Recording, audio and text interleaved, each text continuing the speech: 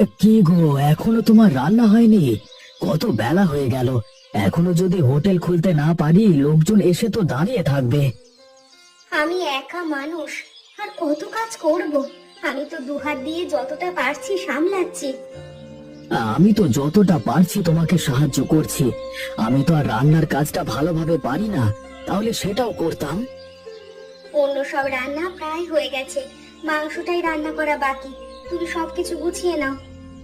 আমার সবকিছু গোছানো হয়ে গেছে, এখন শুধু গিয়ে হোটেল খুলবো। তুমি মাংসটা এত দেরি করে রান্না করছো কেন? তোমাকে না বলেছি সবার আগে মাংসটা রান্না করবে? মাংস রান্না করতে সময় লাগে, সেজন্যই তো একটু দেরিতে রান্না করি। যে তরকারিগুলো হয়ে গেছে সেগুলো নিয়ে চলে যাও না। এত দেরিতে দোকান খুলছি, তারপর যদি আমি এসব তরকারি নিয়ে যাই, মানুষজন আমাকে মারবে। তুমি তো ভালো করেই জানো মাংসের জন্যই হোটেলটা বিখ্যাত। যদি মাংস না নিয়ে যাই, তাহলে তো বুঝতেই পারছো কি হবে। তুমি এখানে বসে আমার সাথে এত চেঁচামেচি করো না তো। তুমি যাও, কানাইকে ঘুম থেকে উঠিয়ে দাও, সময় মতো গিয়ে যেন সবজিটা নিয়ে আসে। কানাইকে যাব আমি ওঠাতে? ও আমার কোনো কথা শোনে? তোমার কথা শুনতে পারে, তুমি গিয়ে ওঠাও। আচ্ছা ঠিক আছে, তুমি একটু মাংসের তরকারিটা দেখো তো, আমি যাচ্ছি।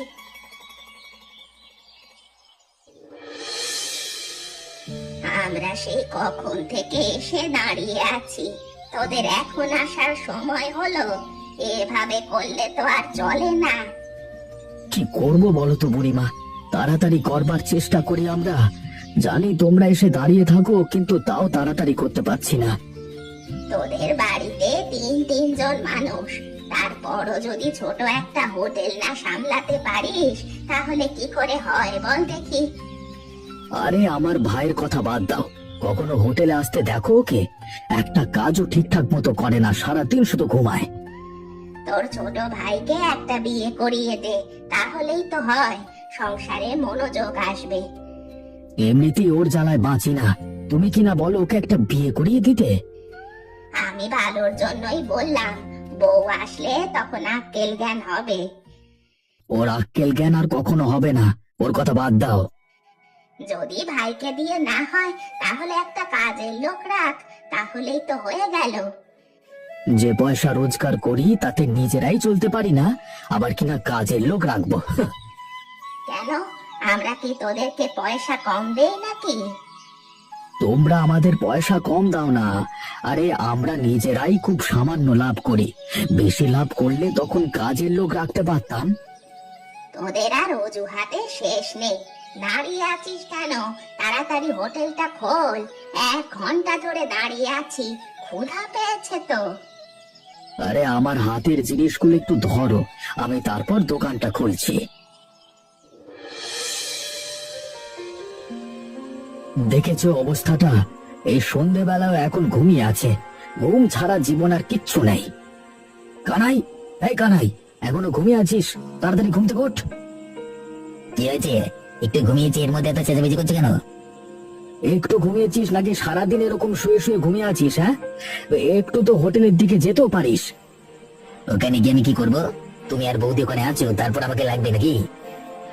আরে তোকে লাগবে না, কিন্তু ব্যবসাটা তো তোর একটু বুঝতে হবে, তাই না? এইসব ব্যবসা ট্যাবসা আমার বুঝবার নাই, যখন বোঝা লাগবে তখন বুঝবো। কোনো কথা বললি তো শুনিস না। তা তোকে যে বলেছিলাম গিয়ে সবজিগুলো আনতে দোকানের জন্য, সবজিগুলো এনেছিস? কিরে কথা বলছিস না কেন? সবজিগুলো আনিসনি তুই? সবজিগুলো আনতে আমার মনে নেই। এখন কেমন লাগে বলো? ওকে তুমি বলে যাওনি তখন সবজি আনবার জন্য? হ্যাঁ, কি গো কানাই ভাই, তখন তোমাকে না আমি বলে গেলাম সবজিগুলো আনার জন্য, তুমি যাওনি বুঝি? ওকে দিয়ে কোনো কাজ হবে না, সারাদিন শুধু বসে বসে খায় আর ঘুমোয়। তুমি যাও, আমি ওকে বুঝিয়ে বলেছি। ওকে তুমি লাই দিতে দিতে একবারে মাথায় তুলেছো, একটা কাজ ঠিক মতো করে না। আমি বলছি না আমি ওর সাথে কথা বলেছি? তুমি যাও তো এখান থেকে।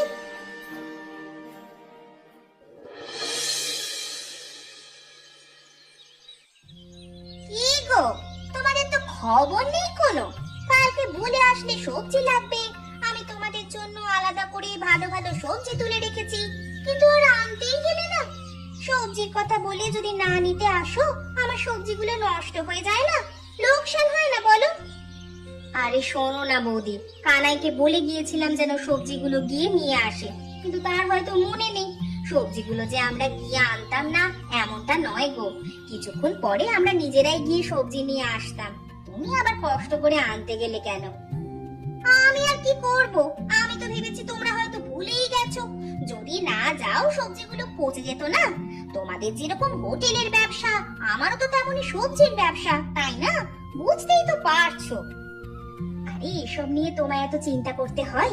যেহেতু আমরা সবজির কথা বলেছি, যদি না আনতে যাই পচে যায়, তারপরও সেটা দাম আমরা দিয়ে দেব। এমন দাম তো আমি চাই না। ধরো আমি তোমাদের কাছে খাবার অর্ডার দিলাম, কিন্তু খাবার নিলাম না, সে খাবার পচে গেছে, পরে যদি বলি পয়সা দিয়ে দেব, তাহলে তো সেটা মানবে তোমরা? মানা না মানার ব্যাপার না, ব্যাপারটা হচ্ছে ভালোবাসার। যদি না আসো খেতে, তখন তো কষ্ট লাগবে, খাবারগুলো পচে যাবে। তাহলে আমার দিকটাও ভাবে কল্পনা করো, আমারও তো খারাপ লাগে, তাই না? বুঝতে পেরেছি গো, বুঝতে পেরেছি। তোমার সাথে তর্ক করাটাই উচিত হয়নি আমার। তোমাকে তো ধন্যবাদ দেওয়া উচিত, তুমি কষ্ট করে এগুলো নিয়ে এসেছো। ধন্যবাদ দিতে হবে না, বাড়িতে যাব, তাড়াতাড়ি এগুলো রেখে ব্যাগটা দিয়ে দাও। আজকে তো ভালোই মাছ উঠেছে, কিন্তু সেই সাথে আকাশের অবস্থাটাও কেমন যেন। এভাবে যদি আজকে সারাটা দিন মাছ ধরতে পারি, বড় অঙ্কের টাকা লাভ করতে পারবো। আমার তো মনে হচ্ছে বন্যা টন্যা হবে। আকাশের অবস্থা দেখেছো? আরে না না, বন্যা হবে না। মাঝে মধ্যে এমন আকাশ কালো হয়ে আসে, কোনোদিন তো বন্যা আসে না।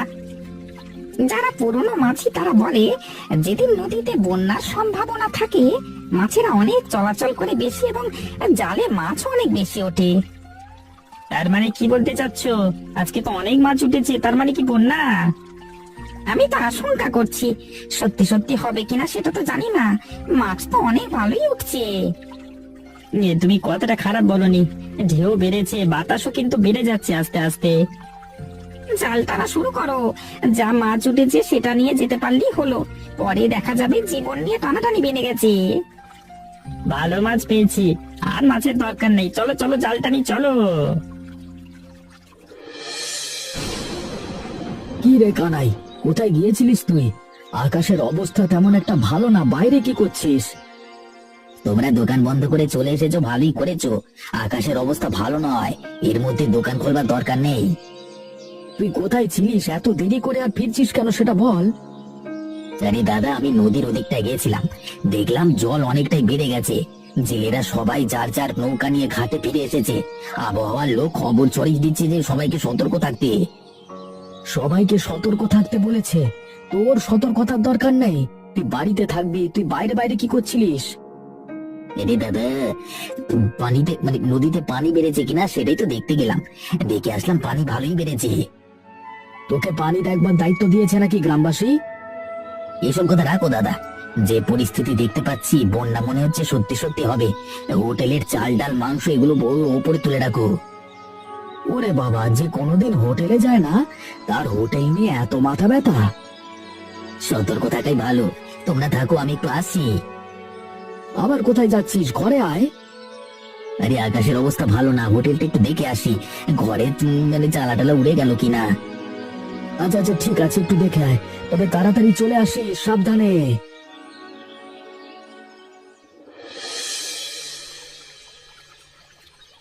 কি করব কিছুই তো বুঝতে পারছি না, পানিতে যে সবকিছু ভেসে যাচ্ছে। তুমি আছো তোমার জিনিসপত্র নিয়ে, কানাই কোথায়? কানাইকে তো দেখতে পাচ্ছি না। বন্যার জল উঠে গেছে গ্রামের মধ্যে, নিশ্চয়ই বাঁধ ভেঙে গেছে। তখন কেন যে ওকে যেতে দিলাম? তখন তুমি বললে তাড়াতাড়ি ফিরে আসার জন্য। এরকম একটা মুহূর্ত যদি ও অবহেলা করে তাহলে হয়? কানাইয়ের কিছু হয়ে গেল নাকি আবার? তুমি চিন্তা করো না, কানাই নিশ্চয়ই চলে আসবে। কিভাবে আসবে? বাইরের অবস্থা দেখেছো? মনে হচ্ছে গাছপালা ভেঙে পড়ছে। যদি একটা গাছ উপড়ে ওর উপর পড়ে তখন কি হবে? কানাইয়ের কিচ্ছু হবে না, এসব চিন্তা তুমি মাথায় এলো না তো। কি রে কানাই, তুই কি আমাদের সাথে মশকরা করছিস? তোর জন্য আমাদের চিন্তা হয়, বুঝিস না? কোথায় ছিলিস তুই? দাদা দাদা, হোটেলটা ভেঙে পড়েছে, সবকিছু ভাসিয়ে নিয়ে যাচ্ছে। আমি অনেক চেষ্টা করলাম বাঁচানোর, কোনোভাবে কিচ্ছু করতে পারলাম না। আমি তোর চিন্তা করছি, তুই কিনা হোটেল নিয়ে পড়ে আছিস। দাদা ঘরের মধ্যে থাকা ঠিক হবে না, বাঁধ ভেঙে গেছে, পানি বেরিয়ে চলেছে। এই অবস্থায় এখন আমরা কোথায় যাব? কোথাও যেতে হবে না, পারলে ঘরের উপরে আশ্রয় নিতে হবে। চলো চলো, চালার উপরে উঠে পড়ি, জল কিন্তু আরো বাড়বে। ঠিক আছে চল, চালার উপরে উঠি।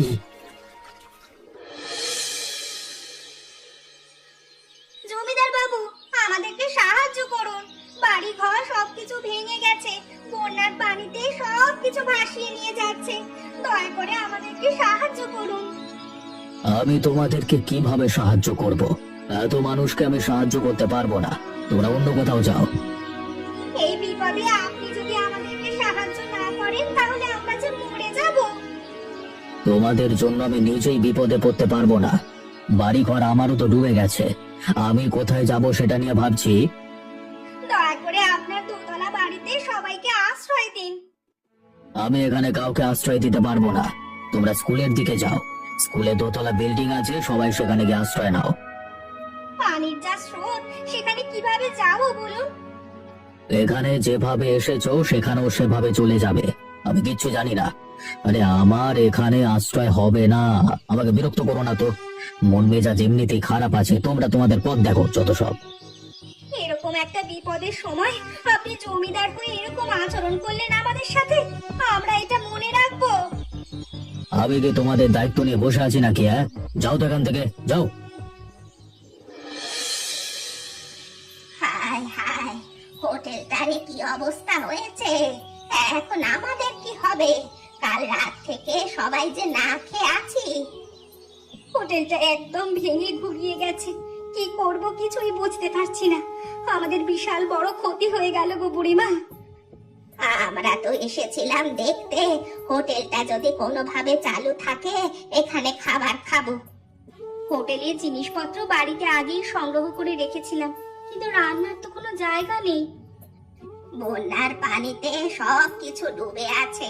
বন্যায় যেটুকু ক্ষতি হয়েছে তার চেয়ে বেশি ক্ষতি হয়েছে পানিতে সবকিছু ডুবে গিয়ে। মানুষজন মনে হচ্ছে এখন না খেয়েই মরবে। চলো আমার সাথে চলো, তোমাদের একটা জিনিস দেখানোর আছে। এমনিতেই আমরা এত বিপদের মধ্যে আছি, এখন কিনা তুমি একটা জিনিস দেখানোর জন্য আমাদেরকে টেনে নিয়ে যাচ্ছ। আরে চলো, পরে দেখা যাবে, বিপদ থেকে পরিত্রাণও পেতে পারি আমরা। কি যে করো না কানাই ভাই তুমি। আমার উপরে বিশ্বাস রাখো বৌদি, আমি এমন কিছু করব না যেটা আমাদের খারাপ হবে। আমি অবশ্যই আমাদের ভালো চাই। আচ্ছা ঠিক আছে, চলো দেখি কি দেখাতে চাও তুমি।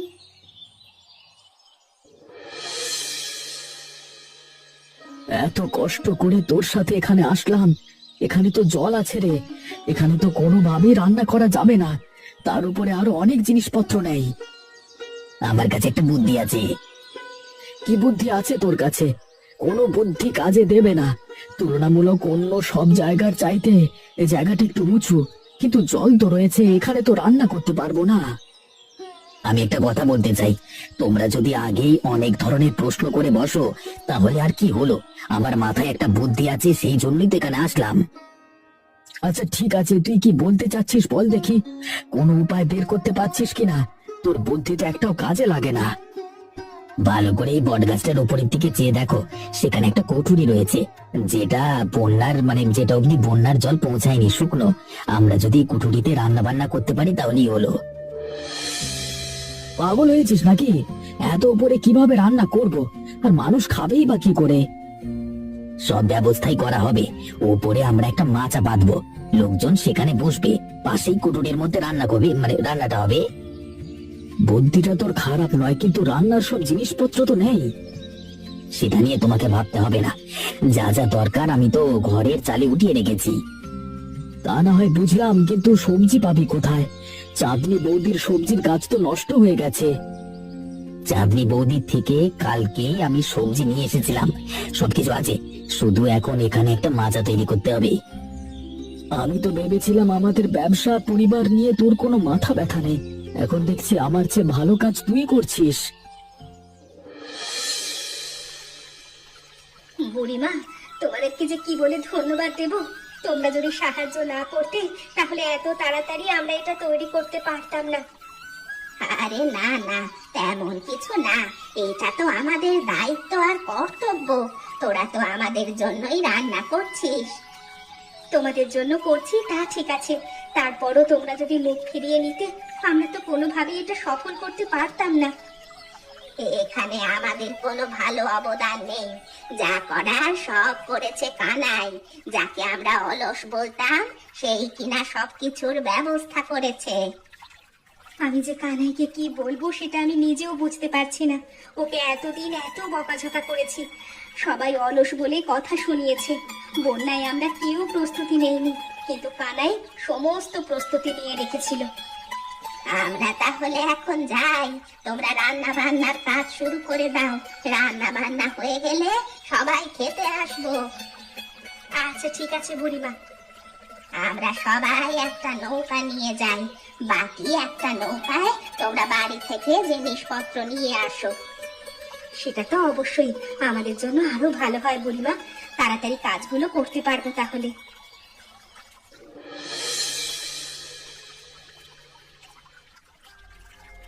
তোমরা কোথায় যাচ্ছ নৌকা নিয়ে? এইদিকে আসো, আমাকে একটু সাহায্য করো।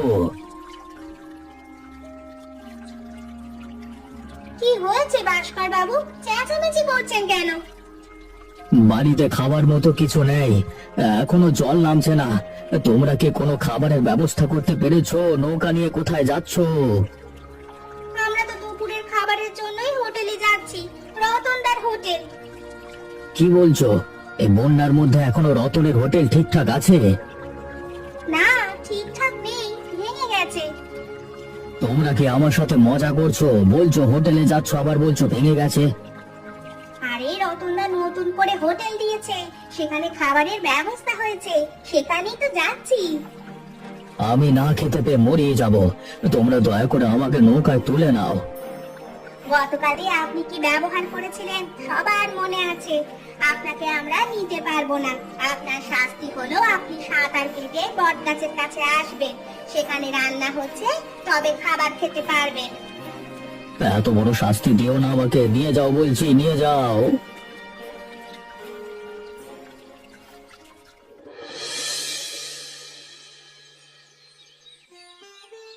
কানাইদা, তুমি যদি বুদ্ধি করে এমনটা না করতে, এখন কিন্তু মানুষ না খেতে পেয়ে মারা যেত। তোমরা যদি নদীর কি অবস্থা সেটা আমাকে না জানাতে, তাহলে তো আমি কিছুই জানতে পারতাম না। তবে মাংসটা কিন্তু বেশ জমেছে, এখানে এসে রান্না করছে, তারপর হেভি টেস্ট হয়েছে। হ্যাঁ, কি হয়েছে বুড়িমা? তোমরা দুজন এভাবে হাসছো কেন? পাগল হয়ে গেলে নাকি তোমরা দুজনে? আমরা পাগল হইনি, এ পাগল হয়েছে একটু পরেই দেখতে পারবে। একটু অপেক্ষা করো। দুজনে হেসেই চলেছে, কি হয়েছে বলো না, দেরিকা। এখনই যদি বলে যাই তাহলে তো আসল মজাটাই নষ্ট করে ফেলবে। নিজের চোখেই দেখতে পারবে। এখন আমাদেরকে খাবার দাও। এই বসো বসো, খাবার তুলে দিচ্ছি। খাবার কিন্তু অনেক মজার হয়েছে, খেয়ে দেখো। তোমাদেরকে তো তখন মজার ব্যাপারটা বলিনি। ওই যে দেখো, পানি থেকে কে যেন সাঁতরে আসছে। ওটা কে বুড়িমা? সাঁতার কেটে এদিকে আসছে। লোকটা কষ্ট করছে আর তোমরা কিনা হাসছো। যাও যাও, নৌকা নিয়ে আসো। ওই লোকটা আর কেউ নয়, ওটা হচ্ছে ভাস্কর বাবু। ভাস্কর বাবু? ভাস্কর বাবুর কি হয়েছে? ভাস্কর বাবু গতকাল রাতে আমাদের কাউকে তার বাড়িতে আশ্রয় দেয়নি। আজকে আমাদের কাছেই সে সাহায্য চাইছে। খাবার নেই, খাবার খেতে এখানে আসতে চায়। আমরা নৌকায় আনিনি, এখন সাঁতার কেটে আসছে। তোমরা আমাকে এত বড় শাস্তি না দিলেই পারতে, আর একটু হলেই জলে ডুবে মরতাম।